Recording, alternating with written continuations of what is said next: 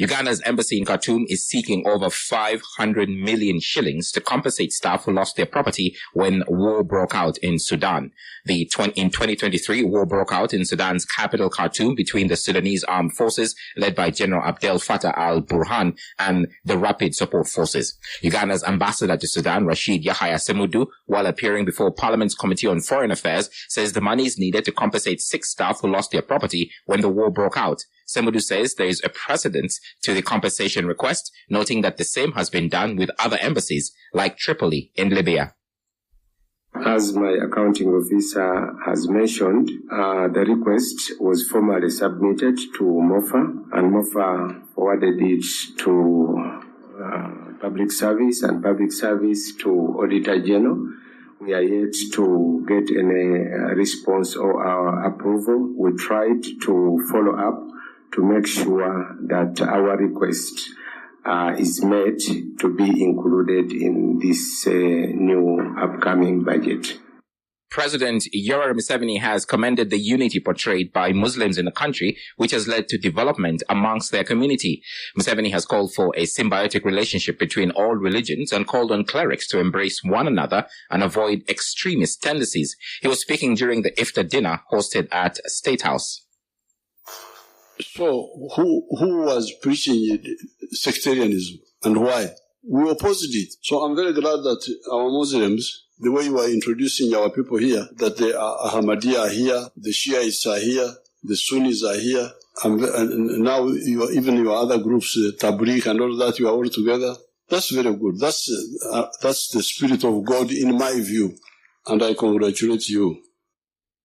The Electoral Commission has convened a meeting to align its position and communication regarding the discrepancies between the declared and the gazetted results in the Kawempe North by-election.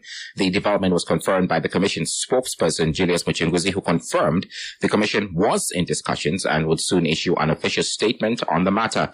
On Monday, the media was flooded with reactions following the publication of the gazetted results. Officials from the National Unity Platform and their candidate argued that the delay in gazetting the results had prolonged the swearing-in of their candidate as the new Kawempe North MP. However, discrepancies emerged between the figures declared by the returning officer after the March 13 election and those published in the Gazette, even though the winner remained unchanged. The variations in the vote counts have sparked debate among voters, candidates, and political players. Some of the most significant changes include a decrease in 175 votes for the NUP candidate Elias Nalukola from 17,939 in the initial declaration to 17,764 in the final gazetted results. The NRM candidate Farida Nambi gained 465 votes.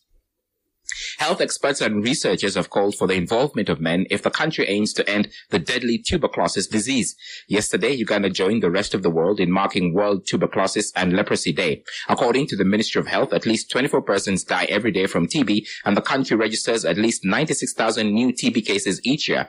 At least 263 people fall ill daily. Uganda, in line with the WHO End TB strategy, aims to eliminate tuberculosis as a public health threat by 2030, focusing on increased case detection, treatment adherence, and reduced transmission rates.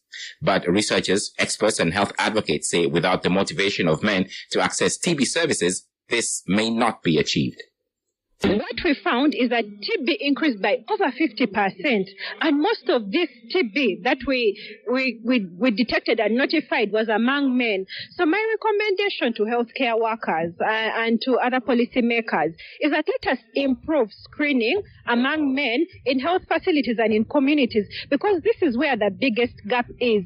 And we have also done more work that shows that when you are able to improve access to healthcare services by men, it reduces transmission of TB among men, women, and children, and this will have a great societal impact on ending TB. Dr. Jasper Nidoy, a researcher at Makerere University Lung Institute.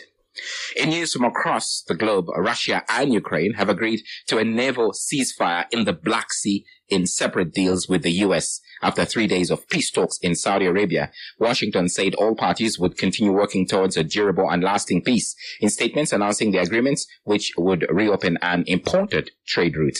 They have also committed to develop measures to implement a previously agreed ban on attacking each other's energy infrastructure. But Russia said the naval ceasefire would only come into force after a number of sanctions against its food and fertilizer trade were lifted.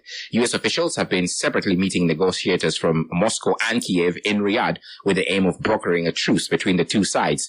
The Russian and Ukrainian delegations have not met directly. For more stories and the latest updates, log on to sanyufm.com.